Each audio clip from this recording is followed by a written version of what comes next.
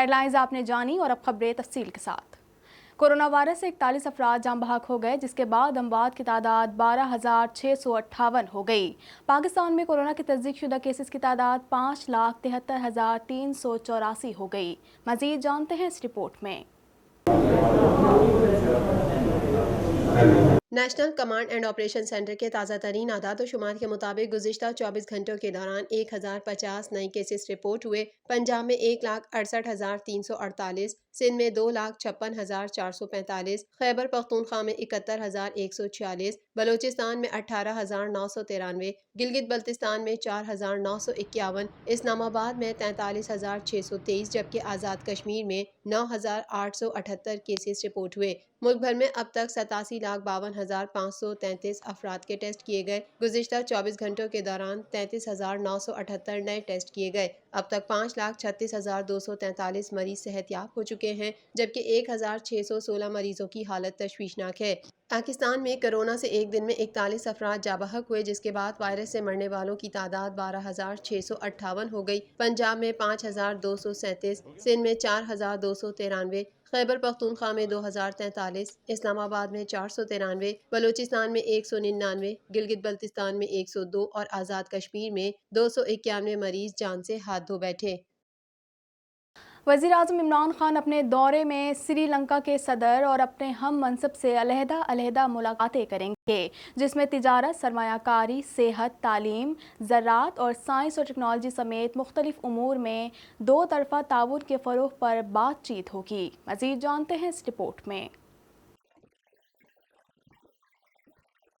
मनसब संभालने के बाद वज़ीर आज़म इमरान खान पहले अपने 2 रोज़ा सरकारी दौरे पर श्रीलंका पहुंच गए। इस मौके पर वज़ीर आज़म इमरान खान को गार्ड ऑफ ऑनर पेश किया गया और उनके एजाज़ में तोपों की सलामी भी दी गई। वज़ीर आज़म इमरान खान के कोलंबो पहुंचने पर उनके श्रीलंकन हम मनसब महिंद्रा राजा पाक्से ने उनका भरपूर इस्तकबाल किया। कोलंबो एयरपोर्ट पर वज़ीर आज़म के एजाज़ में इस्तकबालिया तकरीब भी मुनक्किद की गई, जिसमें दोनों मुल्कों के तराने बजाए गए। वज़ीर आज़म इमरान खान को कोलंबो पहुंचने पर उनके एजाज़ में तोपों की सलामी भी दी गई। वज़ीर आज़म के दौरे के मौके पर वज़ीर ख़ारजा शाह महमूद कुरैशी, मुशीर तिजारत अब्दुल रज़ाक दाऊद, मुआविन ख़ुसूसी ज़ुल्फ़ी बुखारी भी उनके हमरा हैं। वज़ीर आज़म इमरान खान अपने दौरे में श्रीलंका के सदर और अपने हम मनसब से अलहदा मुलाकातें करेंगे, जिसमें तिजारत, सरमायाकारी, सेहत, तालीम, ज़राअत और साइंस और टेक्नोलॉजी समेत मुख्तलिफ उमूर में दो तरफ़ा ताउन के फ़रोग़ पर बातचीत होगी और दोनों मुल्कों के दरमियान मुख्तलिफ उमूर में मफ़ाहमत की याददाश्तों पर दस्तखत होंगे। दूसरी जानिब वज़ीर आज़म joint trade and investment conference में भी शिरकत करेंगे। इलेक्शन ट्रिब्यूनल ने पाकिस्तान मुस्लिम लीग नून के रहनुमा परवेज़ रशीद की रिटर्निंग ऑफिसर के कागजात नामजदगी मुस्तरद करने के खिलाफ अपील मुस्तरद कर दी। ट्रिब्यूनल ने भी परवेज़ रशीद को सेनेट इलेक्शन के लिए नाअहल करार दे दिया। मज़ीद जानते हैं इस रिपोर्ट में। इलेक्शन ट्रिब्यूनल ने पाकिस्तान मुस्लिम लीग नून के रहनुमा परवेज़ रशीद की रिटर्निंग ऑफिसर के कागजात नामजदगी मुस्तरद करने के खिलाफ अपील मुस्तरद कर दी। ट्रिब्यूनल ने भी परवेज़ रशीद को सेनेट इलेक्शन के लिए नाअहल करार दे दिया। परवेज़ रशीद के वकील ने दलाइल में कहा कि परवेज़ रशीद 28 घंटे पैसे लेकर फिरते रहे, किसी ने रकम वसूल नहीं की। इलेक्शन कानून के मुताबिक अगर उम्मीदवार के इल्म में कोई यूटिलिटी बिल वगैरह नहीं है तो वो अदा कर सकता है। अदालत में पंजाब हाउस के कंट्रोलर मौजूद हैं, वाजबात देने के लिए तैयार हैं। ये कैश लेना चाहते हैं तो 1 घंटे के वक्फे तक कैश दे देंगे। परवेज़ रशीद का ज़राए इब्लाग़ क़यामा के नुमाइंदों से गुफ्तगू के दौरान कहना था कि मुझे बेबुनियाद इल्ज़ाम पर नाअहल किया गया, सरकारी कागजात में मुझे नादहंदा जाहिर किया गया। इंसाफ वाले अब दहन और धांधली वाले हो गए। पंजाब हाउस की इंतजामिया इंसाफ वालों की इंतजामिया है। कागजात रुकवाने हों तो कहते हैं परवेज़ रशीद से पैसे लेने हैं। दूसरी तरफ पाकिस्तान मुस्लिम लीग नून की नायब सदर मरियम नवाज ने इलेक्शन ट्रिब्यूनल की सेनेट की नशिस्त पर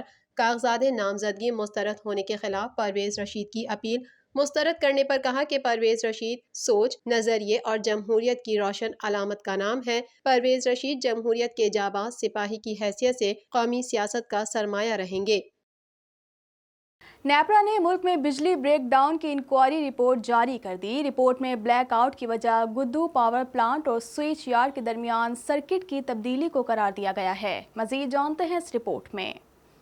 national electric power regulatory authority نے ملک میں بجلی بریک ڈاؤن کی انکوائری رپورٹ جاری کر دی، جس کے مطابق blackout Guddu power plant اور سوئچ یارڈ کے درمیان سرکٹ کی تبدیلی کے دوران ہوا۔ بریک ڈاؤن سے بڑی ٹرانسمیشن لائنز ٹرپ کر گئیں، شمال اور جنوب میں بجلی کا لوڈ غیر متوازن ہو گیا۔ نیپرا نے گدو پاور پلانٹ انتظامیہ کی غفلت، عملے کی تکنیکی تربیت کی کمی اور NTDC کے بوسیدہ نظام کو بریک ڈاؤن کا ذمہ دار ٹھہرا دیا۔ 9 جنوری رات 11:40 پر پورا ملک اندھیرے میں ڈوبنے کی وجوہات سامنے آ گئیں۔ نیپرا نے بجلی بریک ڈاؤن کی انکوائری رپورٹ جاری کر دی، جس کے مطابق جنوب میں شمال کی نسبت بجلی کی پیداوار زیادہ تھی۔ غیر متوازن پیداوار سے مکمل بریک ڈاؤن کی صورتحال بنی۔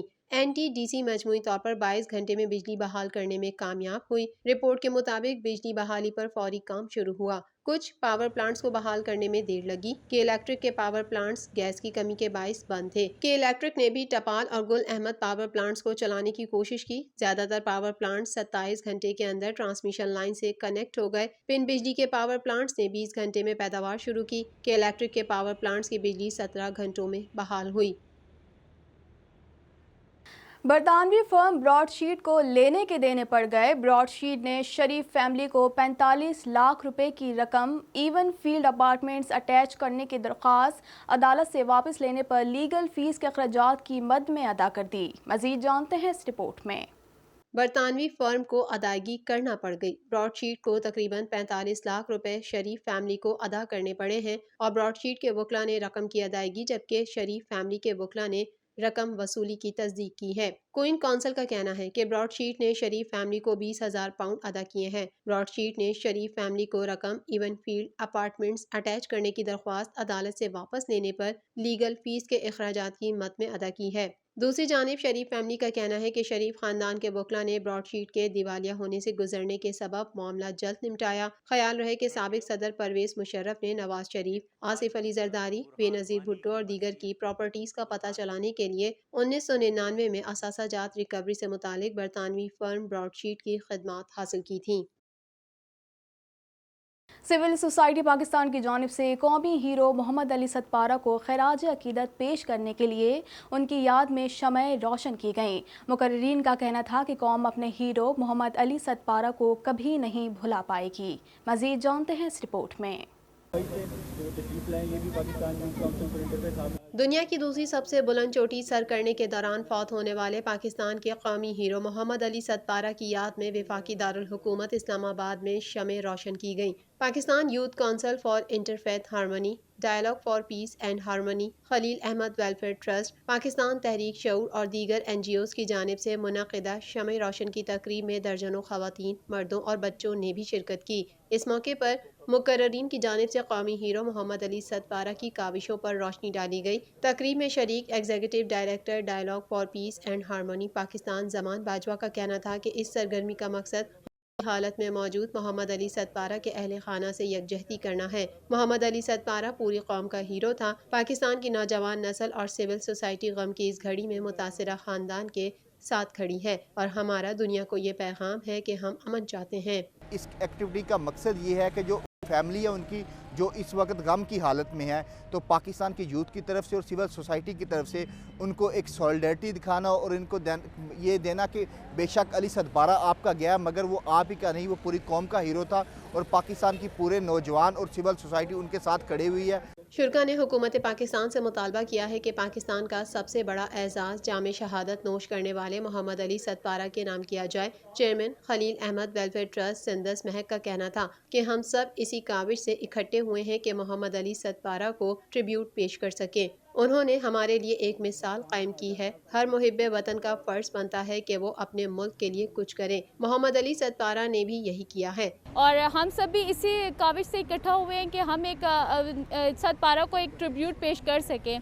ہم ان کے اس مثال پہ بہت زیادہ خوش ہیں۔ ان لوگوں نے ہمارے لیے بہت اچھی ایگزامپل سیٹ کیا ہے تاکہ ہر محب وطن کا یہ فرض بنتا ہے کہ وہ اپنے وطن کے لیے کچھ کر کے جائے۔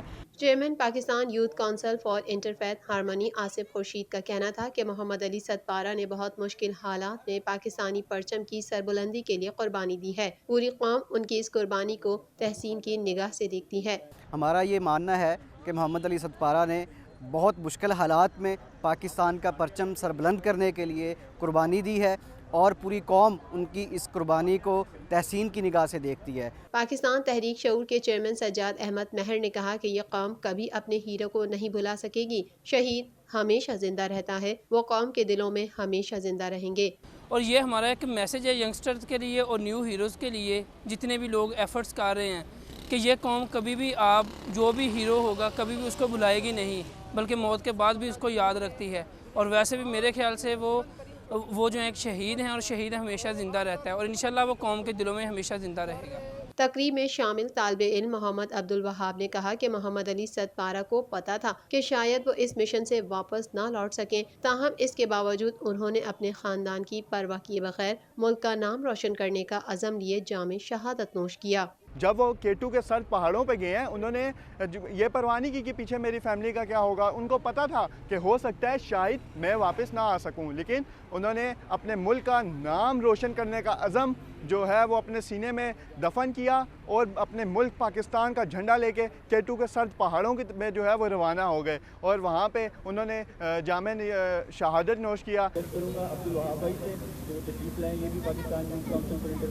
پاکستان سپر لیگ 6 میں شامل 2 بین الاقوامی کرکٹ ٹیم کے کھلاڑیوں ویسٹ انڈیز کے مایہ ناز بلے باز کرس گیل اور افغانستان کے آل راؤنڈر شاہد خان کا سفر تمام ہو گیا۔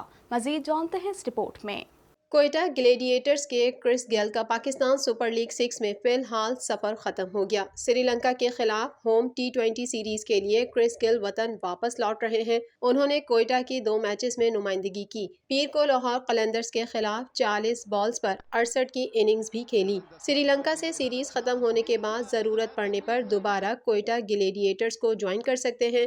دوسری جانب لاہور قلندرز کے اسکواڈ میں شامل افغانی آل راؤنڈر زمبابوے کے خلاف سیریز کے لیے UAE روانہ ہو گئے ہیں۔ راشد خان کا بھی PSL 6 میں سفر تمام ہو گیا ہے۔ سوشل میڈیا پر اپنے پیغام میں راشد خان نے کہا ہے کہ بہت جلد PSL کو چھوڑ کر جانا پڑ رہا ہے، لیکن افغانستان ٹیم کے لیے قومی ذمہ داری نبھانا ہے۔ لاہور قلندرز اور پرستاروں کی جانب سے ملنے والی محبت اور بھرپور سپورٹ پر شکر گزار ہوں۔ انشاءاللہ آئندہ سال ملاقات ہوگی۔ مزید خبریں بھی بلیٹن کا حصہ ہوں گی مگر اس بریک کے بعد۔